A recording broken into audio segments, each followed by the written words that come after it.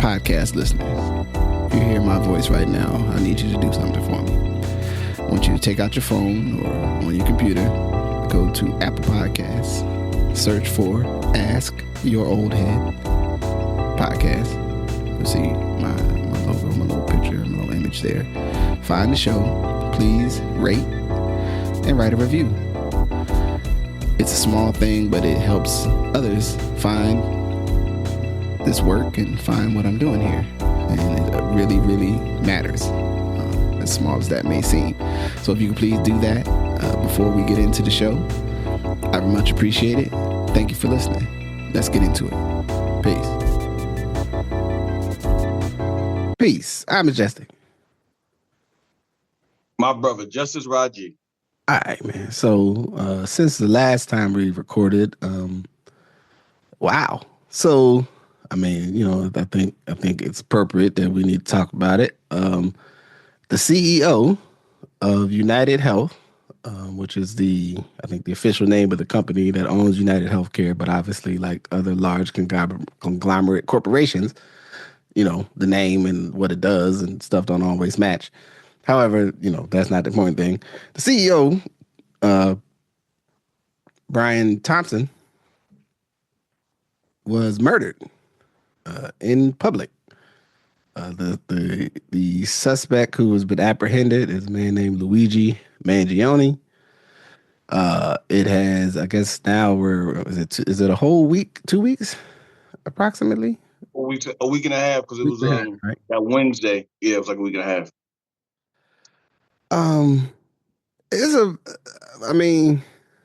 There's a lot of things here. I mean, the thing I will start out with is, you know, you just can't be shooting people in public. Just, yeah, I mean, like, as much as, just keeping it a buck. I'm not laughing, but yeah, I know what you said. Yeah, I mean, like, because people like taking a lot of liberties and yah-ha-has and, you know, that's, you know, CEO, that's what you get type time with things. But, you know, can't really just condone, offer somebody in the public square, for whatever, circumstances, you know what I mean? Now, if more is revealed and there's some personal dynamics between them, I mean, again, it ain't really, we just can't be, there ain't nothing we can smile at. The other side of, or another aspect, because it's not really a sides thing, is that this happened. The individual that's the suspect, basically dipped, and for all intents and purposes was thought to likely maybe not be able to be located. I think some other relevant facts, just to get all the relevant facts that I know about the situation. He was apprehended in Altoona based on the tip from a McDonald's employee who apparently is not going to get the reward, which is wild. Oh. According to report. Like, because they called the wrong law enforcement, they're not going to get the tip. They're not going to get the for calling the law. Layer upon layer of the wildest of the American experience. The individual is has on the internet has become a bit of a folk hero for some folks. The alleged shooter. Also bear in mind that the man that lost his life was a father, like 2 kids, and husband, whatnot. A lot of stuff here. I don't even know.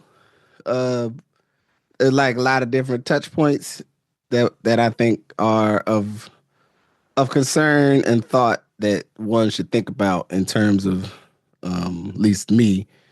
I think folks should think about in terms of like how they approach, so to speak, their politics, social consciousness. So I'm gonna just make some space. What's something salient or something for you about this whole thing that stood out or has been on your mind?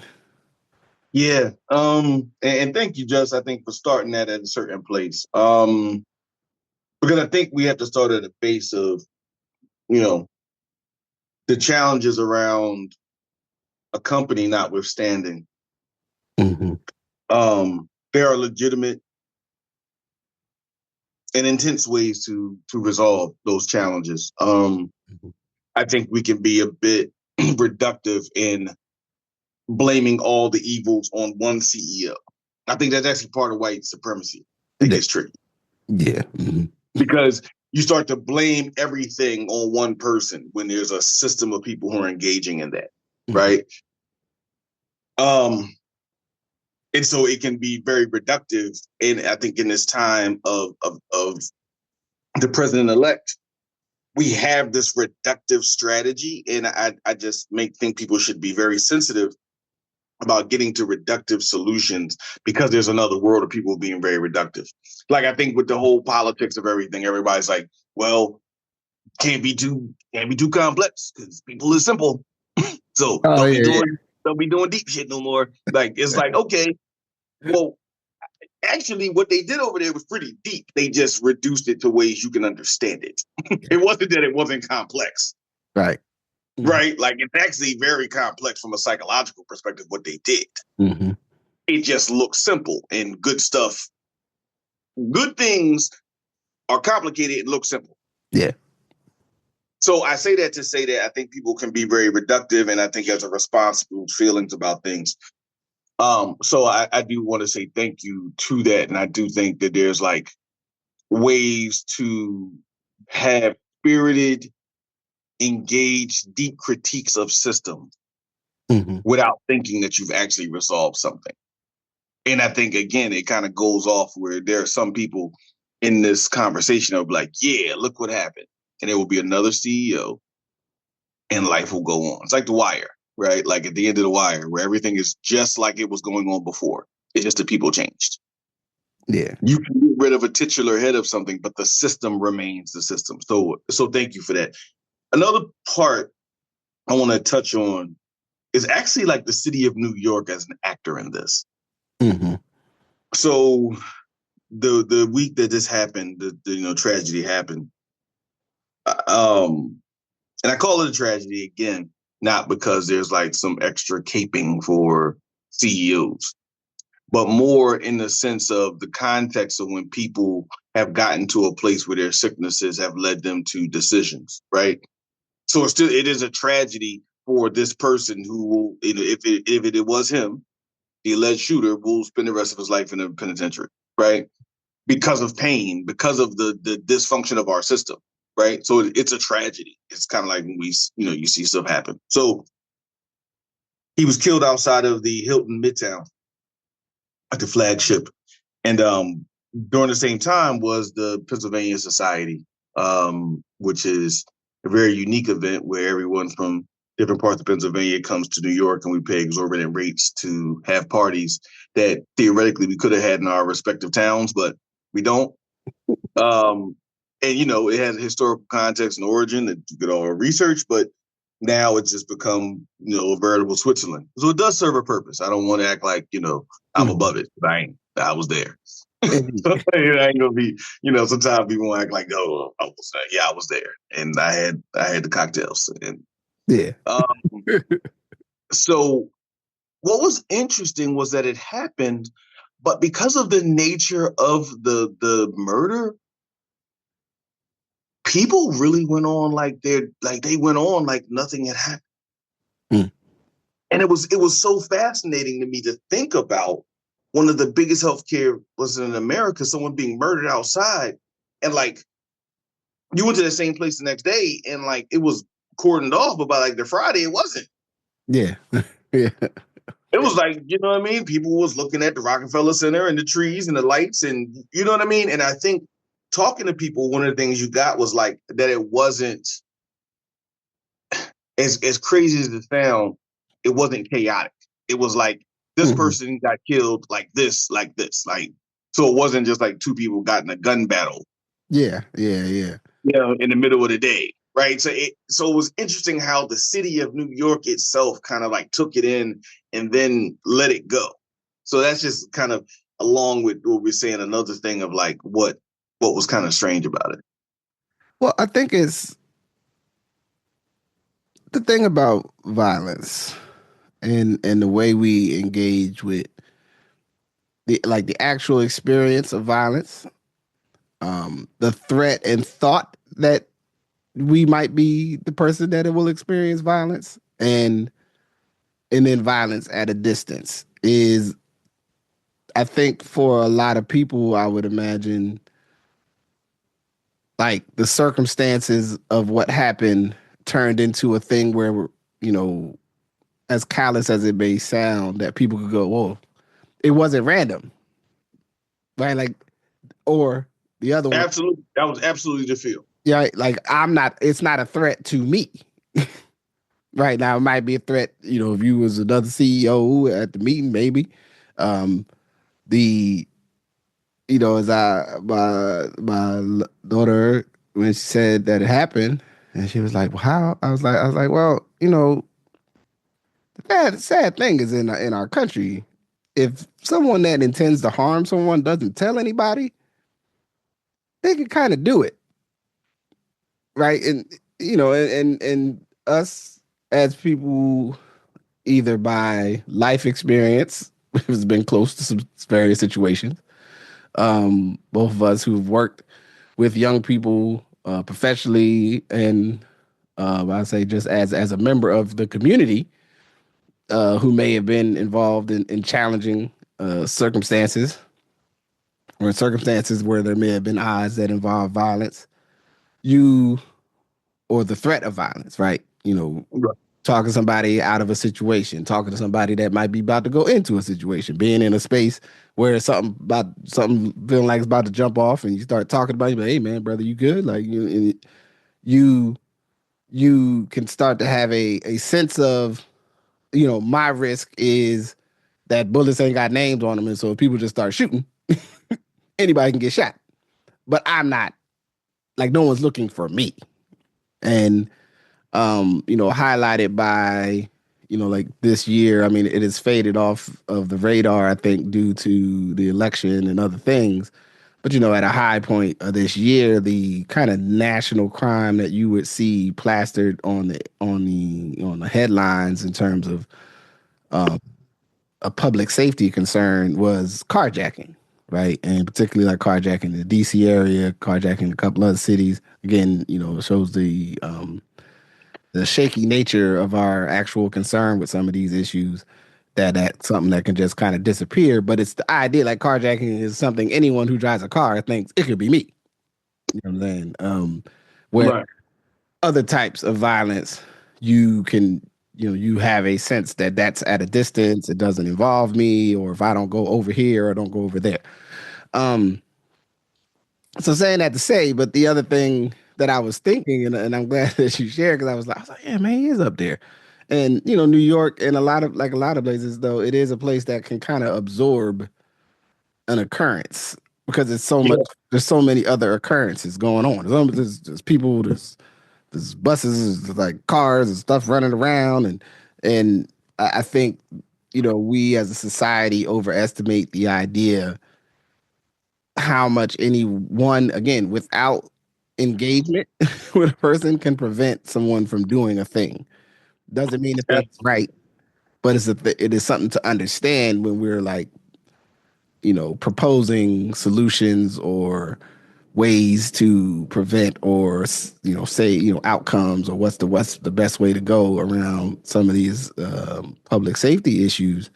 So there's that.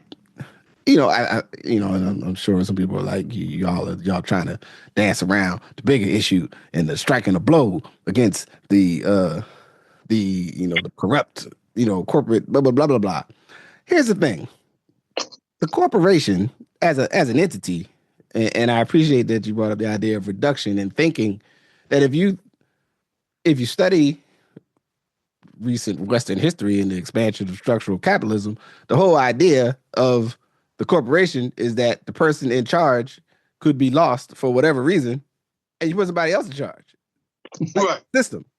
right? It's a system, it's a structure, it's got rules and stuff, and there's like a board of directors, and there's people, and it doesn't mean that that person's life is not valuable, but the idea is that the entity will continue.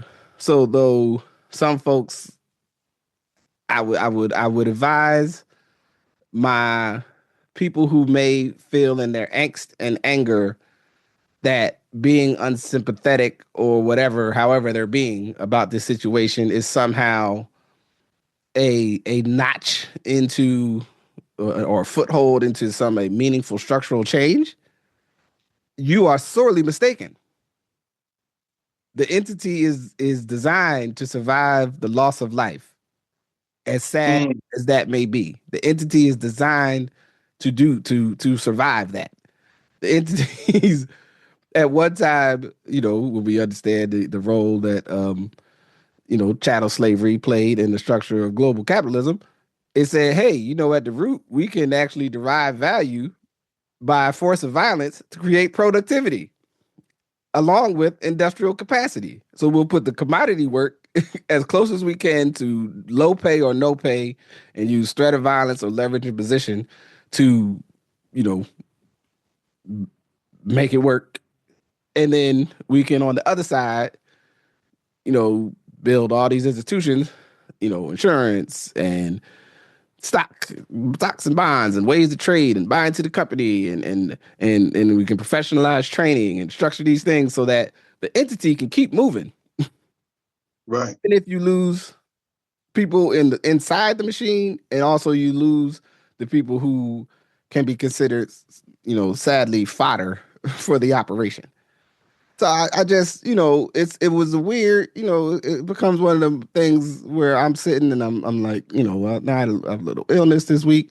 I had a lot of stuff I was trying to get done before. I was like, I'm sick. I need to lay down, and I'm just monitoring the way folks are talking about this, and I'm like, it becomes one of those things where I'm like, man, the people who I largely agree with around, that I would say are more like, I don't know, agree might be a strong word, but people who I think I would probably end up next to on some policy stuff if I decided to just be on the internet, just saying everything I think about everything, are like saying stuff or taking a lot of cavalier energy as it relates to a very violent act. Because if it was the CEO of an entity that they felt more connected to them that was murdered in broad daylight in the public square by some individual with different politics, it wouldn't be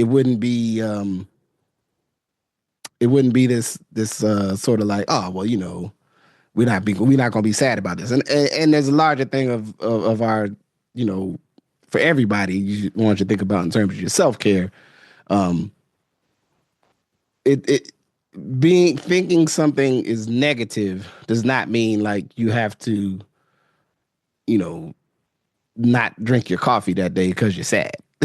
Like there's a difference between having some sense like, oh, that's kind of that's out of line. Like that's over the line. And like you couldn't sleep last night because you were so distraught, about the situation. And I just right. Yeah, just to add on, I think what you're getting to is spot on. Like, you want to be disciplined and you want to be intentional about your goals, but you do want to be careful not becoming the person you don't like. Mm-hmm.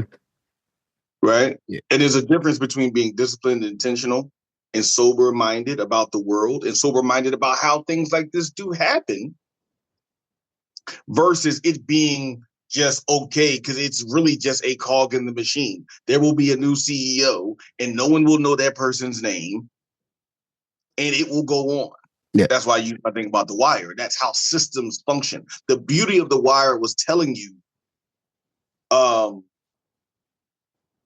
about systems. Yeah. It was telling you could insert people who had amazing talent, interesting personalities. Some of them were sociopaths, right? Yeah. You could do all of that stuff. And you would get rid of many of them, if not all of them. And then the system will recreate itself tomorrow. Yeah.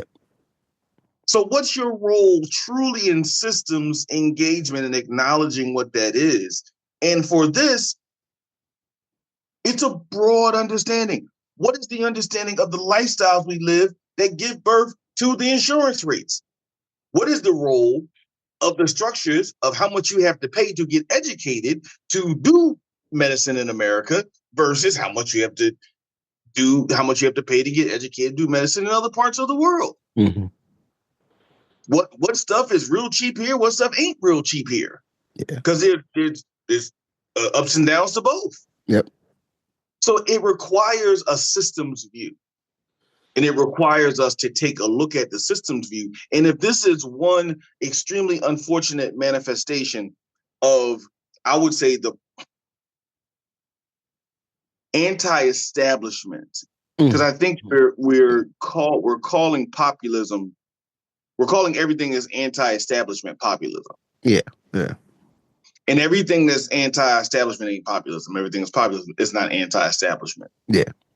So we're taking the anti-establishment energy that's coming, if you look at the political spectrum, from both sides of the political spectrum. Yep. And then we rationalize these kind of things. We rationalize these like assassinations, right? We don't think a lot about, regardless, whatever you take on what the data says, that somebody shot a BB gun at Trump's ear or whatever it was, right? Like, right. It happened. Whether it was right. Whether it was well planned or executed or whatever, BB gun, firecracker. I don't know what it was, right? Something happened. Yeah. And we forget that, Representative Scalise from Louisiana was shot at the baseball game. Mm-hmm. That was played between the Republicans and Democrats in D.C. Like, we have a lot of context for political violence in America. And I think we're used to the context of political violence in America as Black people for being political violence against Black leaders. Yeah. Yeah. Now the political violence looks different, not value judgment up or down, but it looks different. And we need to have a context for what our capacity to take in the political violence. It's very similar to our capacity to take in the prison industrial complex, where we'll be like, yeah, my man, he gonna have to sit for two years. It'll be all right though. He could do that stand on his head. Or, my man got 7 to 10, but he could do 40% of that, this, that, and the third. You got your capacity to take in the prison industrial complex in a way that actually not help it get changed. Right. It doesn't. Right? It doesn't help the idea. Like, you're not really seeding the alternative response to behavior that we would consider, less than appropriate. Yeah. You know what I mean? And so I get it. And I guess, and for me, for this part, I just want to say it kind of goes back to this idea said by none other than the great urban actor, or the great actor, he's just an urban actor, Wesley Snipes. It's bigger than Nino Brown, right?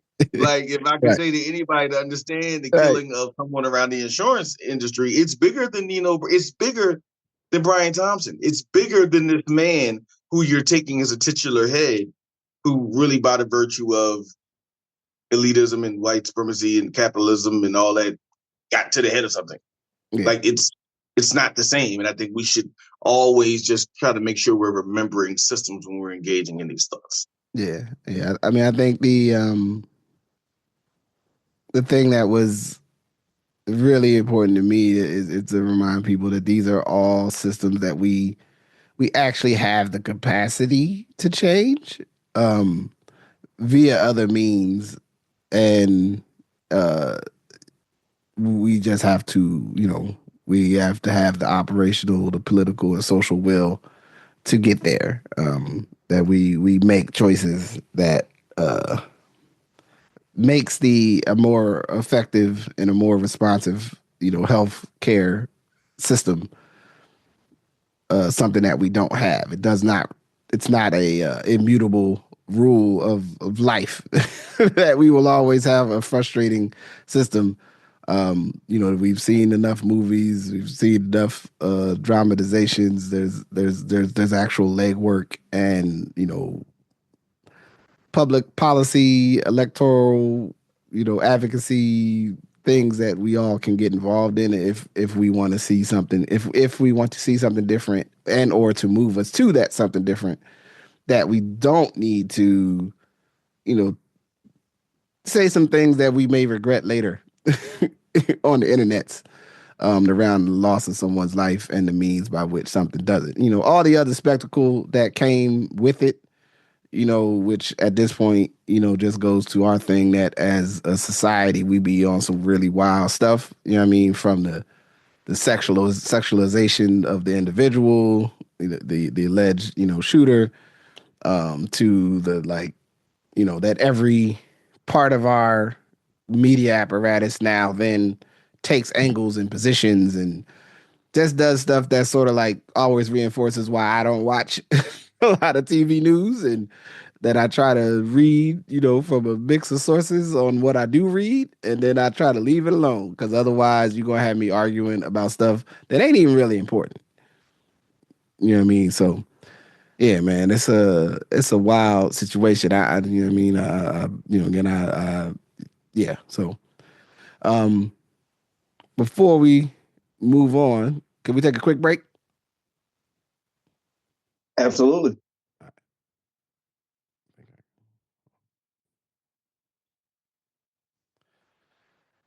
So before we move on, you had any other thoughts on that, on the CEO and the whole situation?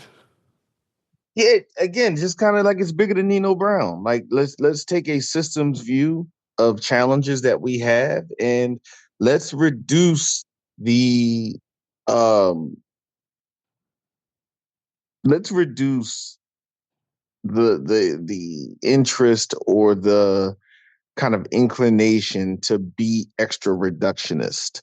Um it feels quicker, it feels shorter, but it often doesn't help us get to the long-term solution to our challenges. Yeah, indeed, indeed. So on a more positive note, um, the this week, and then entity, an organization, a work. I don't even know the right way to phrase it, but the 1803 Fund, which is a fund, it is a an investment fund and also a philanthropic entity, which I'll put the link in the show notes so folks can go to the website and read it more themselves. But it may um, reminding folks because we pardon me, spoke on them last year when sort of the national, sort of story, that part of the seed in the investment fund um, included a $400 million contribution from Phil Knight. Hold on, brother, got clear still. Hold on. Sorry, America, and anyone else that's listening. Now you got to clear your throat. You got to drink a little water. So let's go do that again. So the fund and the as anything um when dollar amounts go out, everybody perks up. Everybody, oh, 400 million, 400 million. Oh man, 400 million. Woo woo woo. Um, but the charitable, the philanthropic side of the entity, did their first round of grants that were announced this week. About 8 million in grants to 11 organizations here in Portland, around place and culture. So four of those going to the Albina Vision Trust, or one Albina Vision Trust, the Portland Housing Center, Taking Ownership PDX, and the Williams and Russell CDC. I suppose I should disclose I'm on the board of the Williams Russell CDC. um, Yeah, and boys. then, We done made it to the point that we got to start doing disclosures. I gotta let them know. On the culture side, Albina Music Trust, Friends of Interstate Cultural Center, Firehouse Cultural Center, Micro Enterprise Services of Oregon, Oregon Black Pioneers, the Portland Art Museum, Prismid Sanctuary, and World Stage Theater. The the key thing I think is, you know, ultimately it is a philanthropic contribution and commitment that they're doing, and also though it is I mean, I think I can speak to like the work. I'm familiar with almost all those organizations in one level or another. A couple, more new to me, but I know, I know some of these folks. I know some of their impact. So just someone here, it definitely, in the light of where we're at right now, um, that the work that folks have been doing to try to change their communities, to make different things happen, that stuff goes on despite however folks feel about the national politics. Um, it's a bright sort of starting point of where 1803 Fund as an entity, has started, and like they're operating, and it's a real exciting for me, just to see something of people that I know that are great people that are trying to do some amazing things, making something happen. And in light of that place and culture being, the kind of the anchor points that they're centered on, I think are really transferable, and something that, in my mind, gets to us talking about, what kind of society or world we want, that is not just about, I guess, sort of like where we land on a political spectrum or even a social spectrum, but on a like, where we be, where are we at, what is a part of our lifestyle and way of life and approach. And so, with that, I wanted to pass to you because I know you had some thoughts around, and I can, share a little more of why I think, this is, pretty, just really exciting, significant around, as I see it.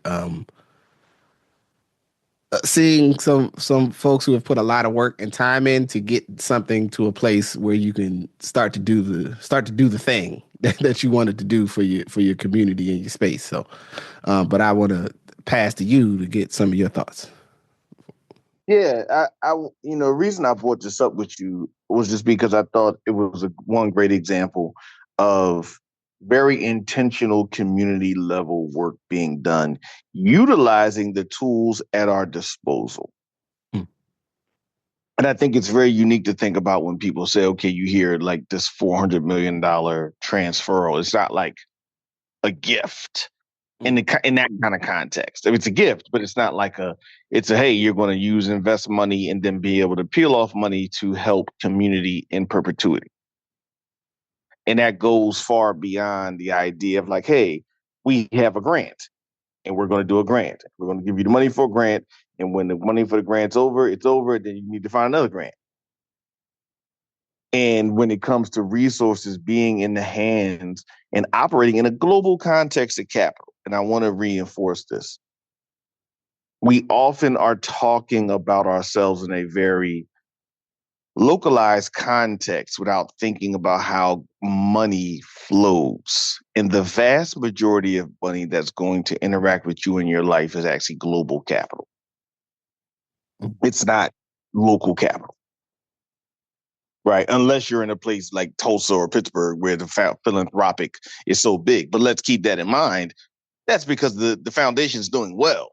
The reason you hit that they can peel off all the money is because the investment's doing well. Right. Right, like when a company can give this much money a year, that's because that's how the investments are looking, because all the money is invested in, again, global activity. So we have to be careful and resist and need, again, kind of having this trail, this through line, to be reductionist in the context of what's occurring. And I think this fund gets to that. And, y'all are pioneering and for the ability to have the relationships, and obviously not just the relationships, because your work at the Williams Russell CDC and the thing that y'all are building is not just about because these other folks, it's because it's a good thing for the region. Mm-hmm. But it's important to think about local self-determination in a time when we're going to receive far less in the traditional ways of how money is going to flow from the federal government. Yeah. So whether you're thinking about HUD, whether you're thinking about the Department of Labor with apprenticeship programs, like all the stuff, or even just food security, thinking about like our communities and food insecurity, all those things are going to look a little different. That we absolutely know. Mm-hmm. Now, whether you like it more, like it less, probably has to do with your perspective in the world, but it's going to look different. So how do communities, right, think about local self-determination from a locus of what can be engaged on the ground, utilizing this kind of bigger set of tools to do the things? And that does include partnerships with people like Phil Knight, Mm-hmm. right? That does include partnerships. I'm sure they have capital from other sources as well. That's just like the big kahuna, so to speak. Yeah. Yeah. It's, Yeah. I mean, the thing I add on is you know, and let me know if I'm, on the right path. But I think we have a shared practice and experience around like how we're going to get to the world that we want, right? Accepting that we know there's things in our current structure that we're like, yo, it ain't cool. Both Right. being how you say first person participants in oper revolutionary struggle may be like too strong a word, but like trying to like change the thing, trying to make this different, Right. engage Right. in organizing and social protests and the transition of black opposition to an oppressive system, Mm-hmm.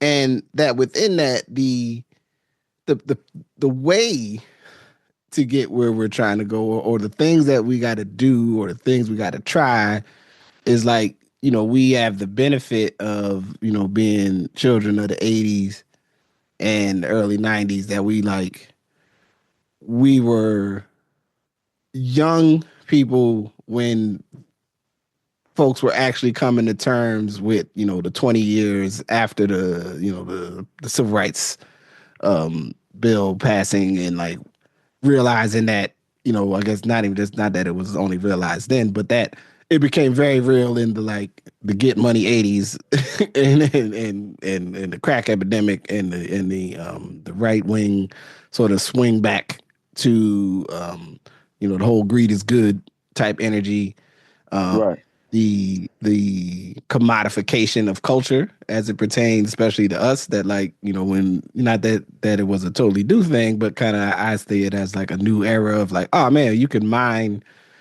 you know, artifacts of value and cultural value from, these people who are operating on the desperate edges of our thing. And that even sometimes, and then you get to the second wave thinking of the early so you get the, you get interest convergence, you get, for for people's lack of understanding what it actually is, you get critical race theory, you get to you get the mix of folks going deeper in like, what does black capitalism look like? What does black collectivism look like? Seeing all of these different threads of thought around how black folks and others try to get this place to be, more fair and or find somewhere else to go or something else to be. All of that was in play in our age, and also, experiencing probably one of the most damaging and violent, realities of the crack age, as we're trying to become young, become people, become adults, and get education, and become the people that we need to be. Um, so you get here, on the other side of the current experience, the generation that was energized or experienced, the murder of um, George Floyd in the last 5 years, but I'm more thinking of the first wave of the kind of the bridge between the Black Lives Matter um, movement and the Occupy Wall Street, Mm-hmm. reality, and like these different waves of like, what does active kind of structural opposition look like, and that at a time that in many ways the discussion of sort of like material changes, I would say at least became sort of out of favor. Like almost Mm-hmm. see people that will go like, well, we don't care if we got good jobs if we still so and so, like we still struggling, you know what I'm saying, or we can't get, our freedom. And I'm not saying that one is not the other or the other or this is trying to do that. It is the challenge of trying to really advocate and be a part of a long-term vision of structural change, right? And in the moment you're making decisions around, well, what are some of the things that we can lean on that are not that we might be able to agree about, right? Even if we don't agree about, like, if you love North Philly, like where your pop loved North Philly, Right. and even if there may be some other things around the how, the love of the where, I'm pretty sure, we can agree on that. Like it ain't gonna be Right. much beef. We might have a beef about, if people could put a deck on top of their house or not, but we ain't gonna have a beef about whether or not I want to make sure this neighborhood is still a neighborhood for the people that was here. Right. Wasn't And it, about right. And it, right. And it's an entry level neighborhood to more people besides people who have a lot of wealth. well, right. You know what I'm saying? And then when you get to um the uh preservation of culture, as much like kind of the other edge of living in a society that mines our culture for novelty that will be attractive in the mainstream, it becomes important to be intentional about preserving and recording culture, of also still and actually investing in culture. Like it's an important thing. Like, we I think we're learning post pandemic, and it's my, and I don't think I'm the only person that thinks this. So I ain't worried about somebody stealing it. You know what I mean?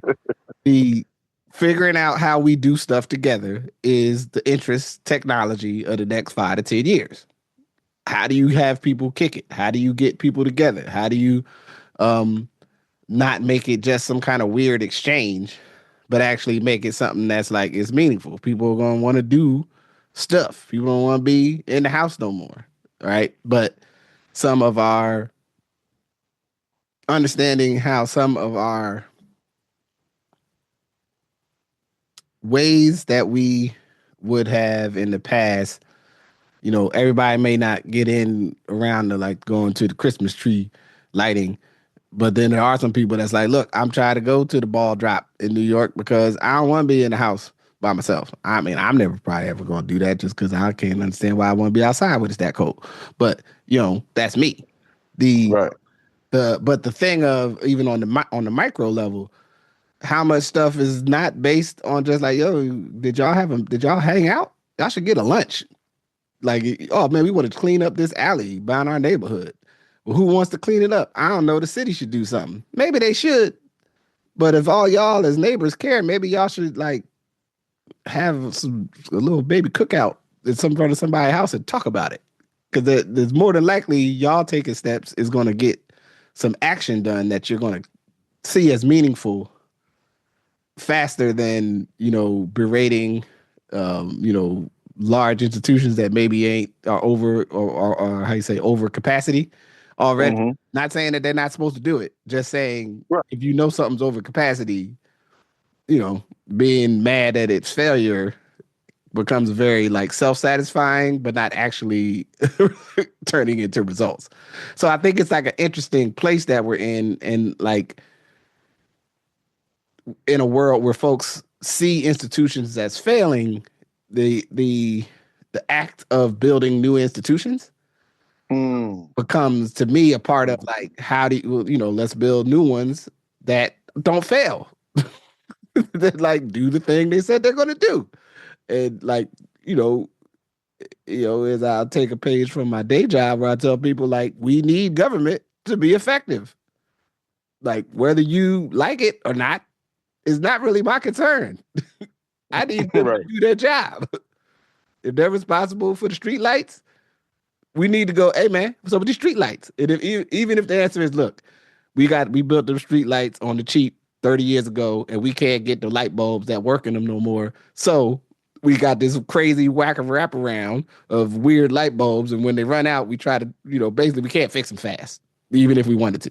Just tell the truth, because then we can not make the same mistake again, right? When we say, all right, we got to replace all these terrible lights that y'all put in 30 years ago that somebody wanted to do on the cheap, so now we're paying.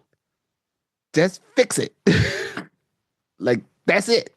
And anyone that thinks that it's, yeah. So, that was a. No, I just wanted to add on. I mean, no, I just wanted to add on. Just I think you laid it out beautifully and really allowing people to see the importance of how these systems function. And I think you touched on something around the importance of, if we don't have trust in institutions, then how do we develop trust and how do we develop capacity in the institutions that we look to serve us as we think about the broader set of institutions?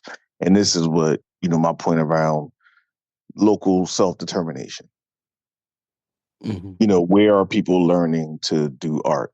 Where are people learning to have their experiences that define community, especially in regions where you may not have a very contiguous Black neighborhood? Mm-hmm. Mm-hmm. So those things become much more important, because many of the institutions that we had prior were institutions that existed because of our proximity and were hoisted up and survived because of our proximity.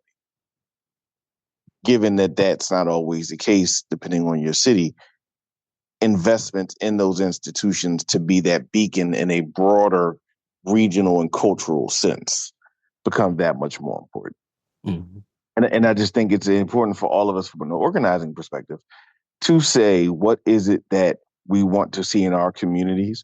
And now, what is it you want to see in your communities, knowing that the people in DC or insert your capital aren't going to send a bag down to you?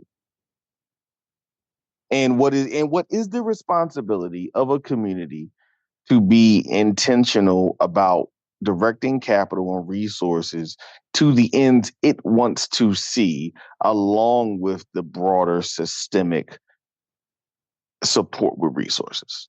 Mm-hmm. Because the bottom line is, like, if we want to see something, we want to see what we want to see and have people add on, versus here's what we got for you, take it and then do what we want you to do with it. Because then you get institutions that, yes, it reinforces people being unhappy, because it starts to become a delta between what the community wants and what you got paid to do. Mm-hmm. Mm-hmm. Right? Like, that's just a bottom line, right? Most government money, especially federal money, but also state money, usually comes with very express, like, you can do this with the money, but you can't do that with the money. Mm-hmm. But to community, when they hear you got some money, they don't understand why you can't hire their cousin. Right. And you can't say it's because we have to abide by union rules, or we have to abide by Davis-Bacon and this, that, and the third. Yeah, yeah. And the bids that have to come up, and the bids that have to be backed, and the bids that have to be insured, and all this stuff that comes up when you say someone's got $20 million. Yeah. There's a lot of rules to that $20 million. And it eventually leads to people being unhappy because they feel like the $20 million that they heard doesn't show up in their lives according to whatever they think $20 million should do. Yeah. So, just wanted to highlight, because again, we could talk about a lot of different challenges, but to highlight when you see something that's happening in a region and knowing that you're close to it and being able for you to kind of give life to it and speak specifically around what it's trying to accomplish. And for all of our listeners to keep in mind this importance in the role of local self-determination for communities, even if you have representation in political context. That doesn't always mean, like, frankly, you got to bring Black folks along just like you got to bring white folks along. Yeah. You can't assume just because you have a Black elected official, or especially on the federal or state level, that they necessarily are aligned and in tuned with not only what is happening today, but what needs to happen tomorrow. Yeah. Yeah. Yeah, I mean the point I will add is too. I mean it's exciting to be present while this is coming into bloom, right? And um, the potential, you know, for what could come in the future, right? If they are successful in their vision, which I'm at 100% want them to be successful. But also the thing to understand is that like we have to have a model in our mind in that, at least to me, that informs our practice around how things will be different. And if and I don't begrudge folks that experiencing what they're experiencing in our world, that may be flailing their arms, swinging out of frustration just to see something happen. I understand that. Like that's par for the course. But we can't know that we got somewhere if we don't have some sense of what our mission was, or some folks will say a North Star. Some folks will say I tend to more think of it for my life now in terms of, is the model that I'm operating in, the way, maybe in like a sports analogy kind of way, that the way we're doing what we're doing should lead to victory eventually. And Right. that I'm necessarily an advocate of incrementalism, although I don't know what, I think, and I've said this before, I don't know what steps are. If increments are increments is just a measurement of time. Like, it could be a big long increment, it could be little short increments. I don't know. I feel like getting too caught up in that turns into its own sort of self-sabotage around Man, it's a mind fuck, man. Like everything happens in increments. increment. Mathematics and the systems of things happen in increments. Increments of one, twos, threes, halves, fours, whatever your twist, Right. things move in that context. So Yeah. what is the only opposite of an increment is total full change. Yeah.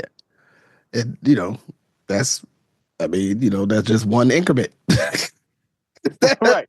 that is Right, right. two That's or that four. right. That's the full increment. Right. Yeah, I mean, so it's like I see so many things, being in this part of the country and the things that are happening here that are really like, yo, it's like some cool stuff happening, right? I just had got a coffee with a colleague this week, and saying it, I'm like, I know some people, big things to small things. Again, not all things that are operating at a scale where they're doing an $800, 800, pardon me, $8 million grant offering. Things that are just like, yo, this person is over here doing some cool stuff in this part of the city. This a very interesting person or cool person is landed in office. There's a lot of good stuff happening, and I know this ain't the only place in the country that good stuff is happening. You know what I mean? And I really, in another space, I had a colleague share, about all the folks in their state, where in North Carolina, I think they were actually, that were, despite some of the other national challenges, was like, yo, we actually had a lot of like really good folks get in office in these different places around the state. And being optimistic about the prospect of things is not um it's not some sort of defeat. It's not a cowering act to not necessarily like I'm about to pull out my Obama hope poster or something, but just to like, yo, if you are in the mix trying to like make something happen where you at, and what are the things, what are other people doing? You know what I mean? Like if you want you want to see change, but also, because we tend to shrink these conversations down to the like, the brother that's struggling with the inflation, or the sister with the babies and the need after school care, whatever the reductive individual that you think is most important for your particular argument. If the conversation does not actually involve you starting to look like, well, what are the assets? What are the strengths? What are the people you have? What is, if not necessarily something is in your control, what's the thing next to the thing that allow you to get the outcomes that you want, or at least help you get closer? Um, I just can't. I don't know. I can't sign up for the whole despair and I want to be sad game. I mean, like I dig it, man. Like I've been mad at the world and stuff before, but I just ain't there. Yeah, I mean, and the work that 1803 Fund is doing, again, like I said, other folks in the area, our good brother up in Seattle, what they're doing with the Africa Town, like Right. people all over the country doing interesting things to try to make impact and change where folks live, and we can focus on that. Like focus on that. Like if you need something to tune into, not that that's always going to be, everybody going to be happy with it, but I don't know. Nobody promised you happiness. Well, there that went, just. Yeah, I went all justice on you. My bad. Not really though. That's how I feel. I'm honest about that. You know what I'm saying? I set up the circumstance and the space for happiness to exist. You know what I mean? Happiness is a personal decision. That's fair. No, but I mean, I know we're going to move on, but I think your point about some of that is fair. About what is your expectation? What does success look like? And I think we often are fighting, or some people may use the word fighting or striving, depending on your terminology use, but necessarily unclear on what the thing is. Do you want a more functional community that still fights extreme capitalism and white supremacy and racism?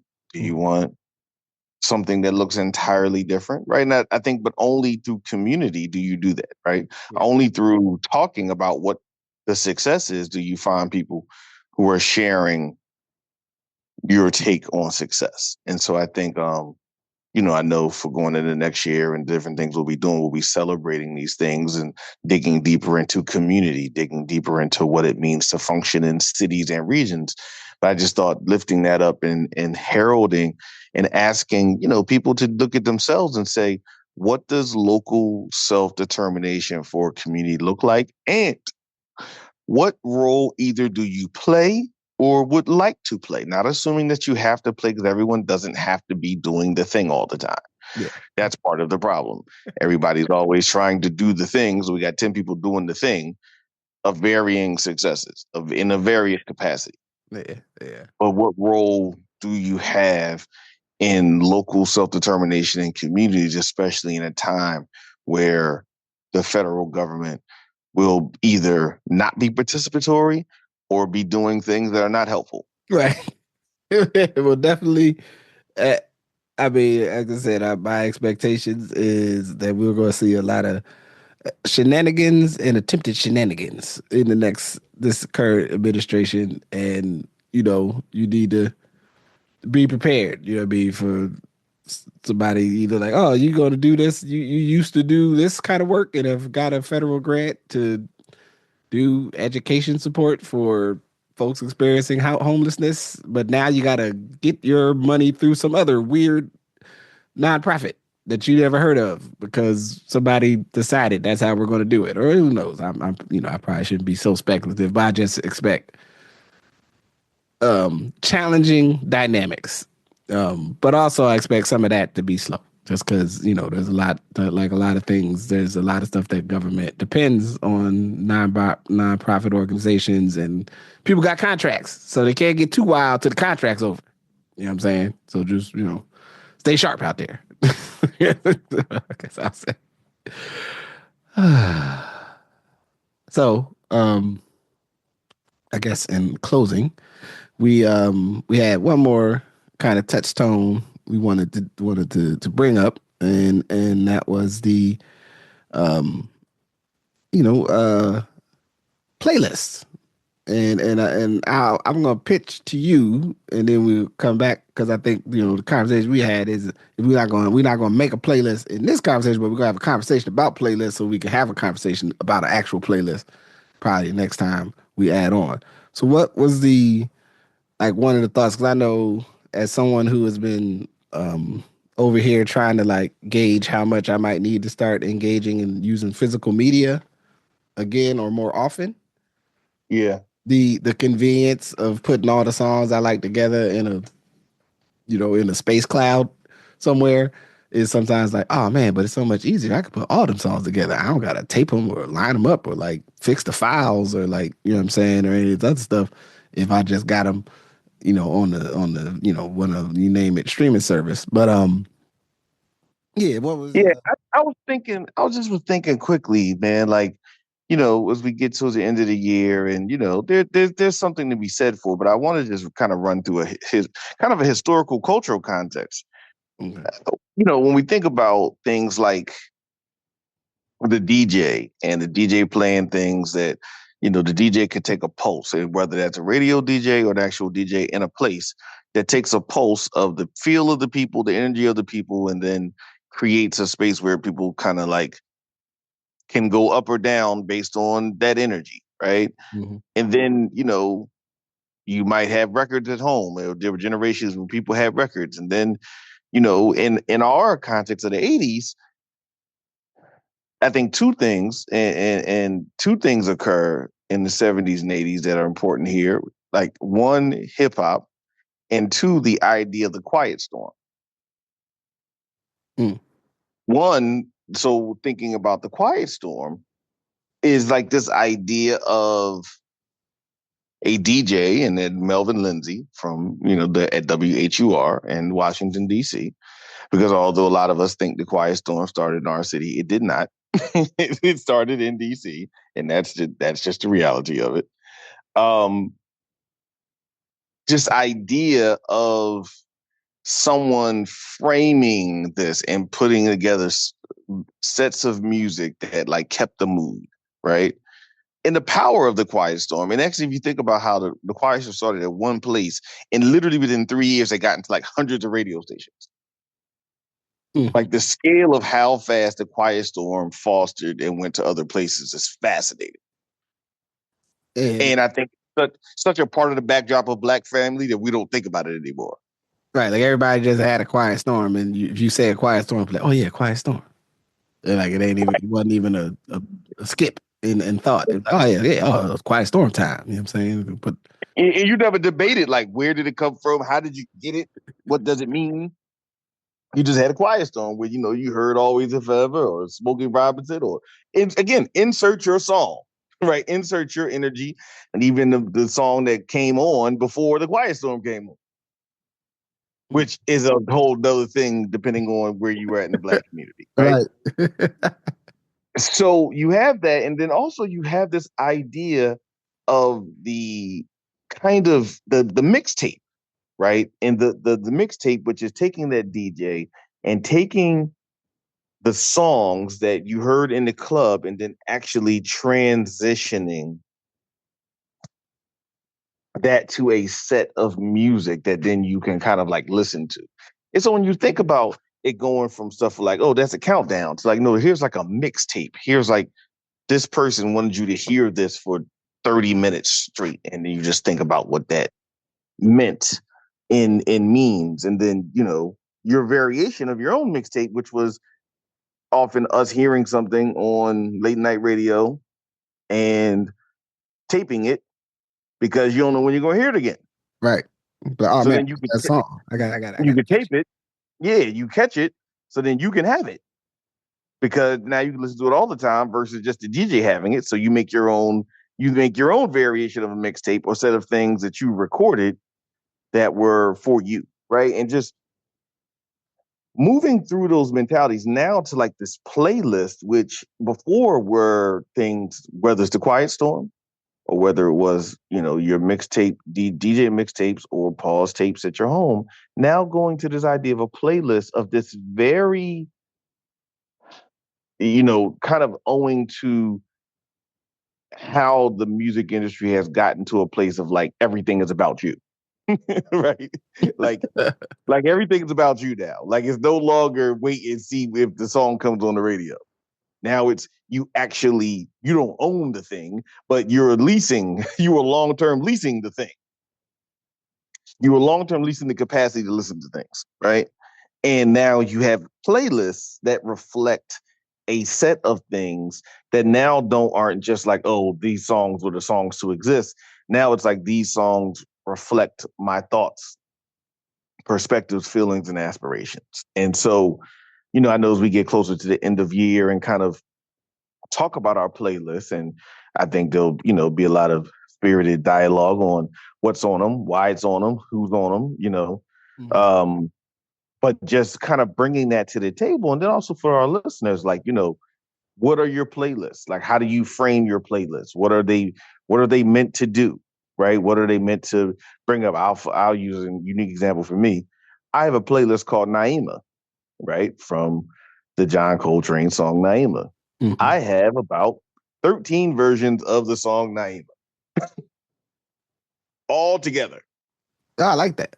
That's fun. And you'd be very interested. You'd be very surprised. Not you wouldn't, but people would be surprised at how different all these songs are. Because they're not all like each other. Yeah. Right? They reflect, as much as they reflect the sound of one of the most beautiful songs ever to be recorded, it also reflects that artist. Yeah. And even McCoy Tyner's song that he was on the song sounds different with his song. Right. Than John Coltrane. He does. You know what I mean? And so just, so again, there's a lot there. And I just think, like, as we think about, what do these forms represent and how are they extensions? And, just to one little piece of culture, what is the power of culture and what is the messages that we're transitioning? And then if we have a chance to put things together where we want people to be in a mentality or we want them to feel a set of things, what does that sound like and look like? So that's peace. I think it's the time that I have to like compose music, and when I do sit and go like I'm gonna put together like a playlist, and like it becomes a very it's like when you put the wrong song in a playlist, I gotta get that one out of there. You know what I'm saying? And then absolutely, and then or you have these themes. At least I do. Usually when I find I make new playlists when I have something happening, and like the playlists I have don't have the music to have the right energy that I need at the moment. You know what I'm saying? I'm like, I need different energy.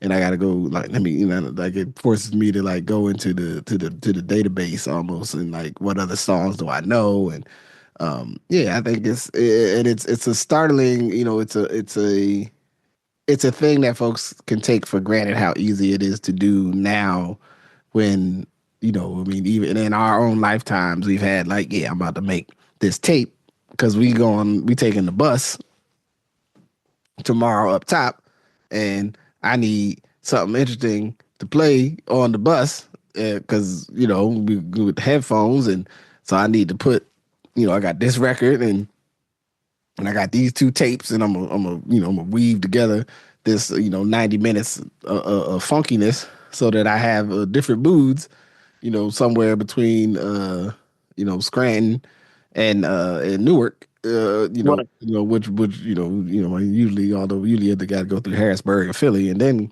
what I'm saying, like, it was a lot more to the task, and now folks could just like, I just made a playlist, or trust, if you trust the algorithm, which they'll just keep giving you songs you already like, which is everyone's complaint, especially on Spotify, but some of the other ones that that I've experimented with will also, you might not get all the songs that you're looking for, and it's still more fun to like find the song that you really really know you like.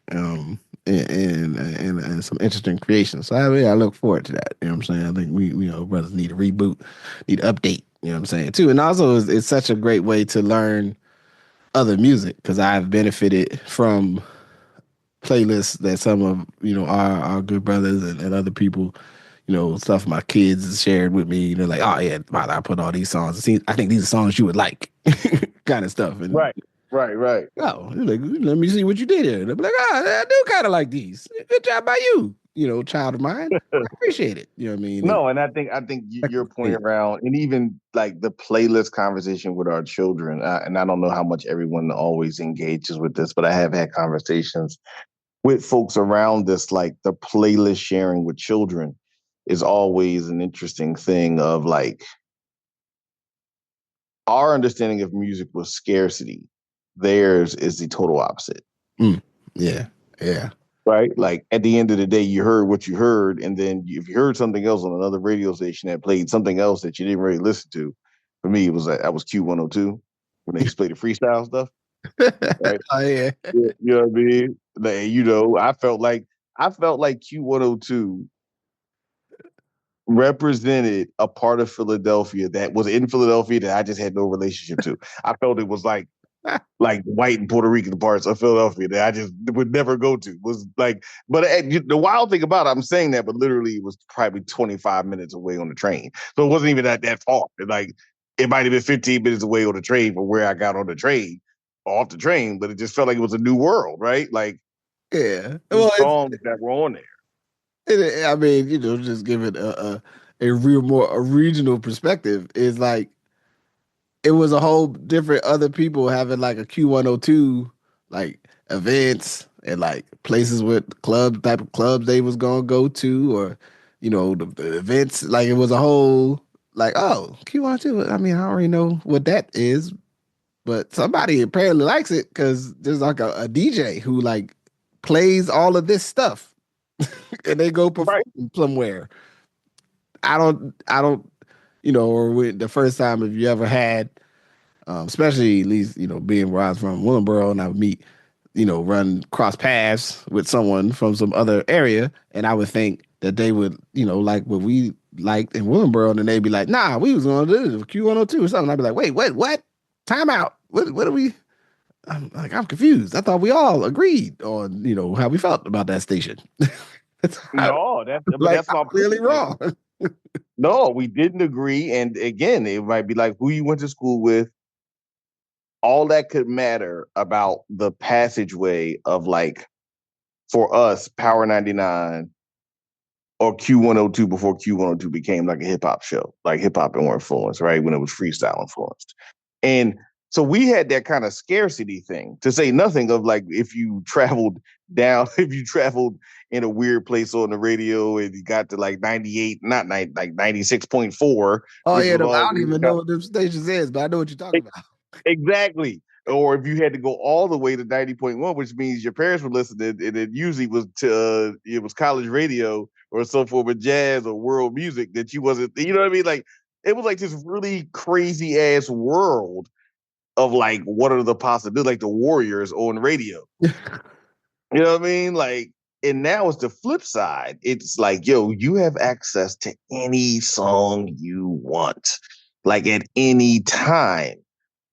Yeah. And so, because I often think about Messiah, like listening to them guys that sound like robots, like, 4X69 too, like the rappers from Atlanta, who like they be like chubby 645 the CS. Right. Like, It sound like some sort of weird AOL moniker or something. yeah, but it'd be like, yo, that tens of thousands of kids are listening to his music.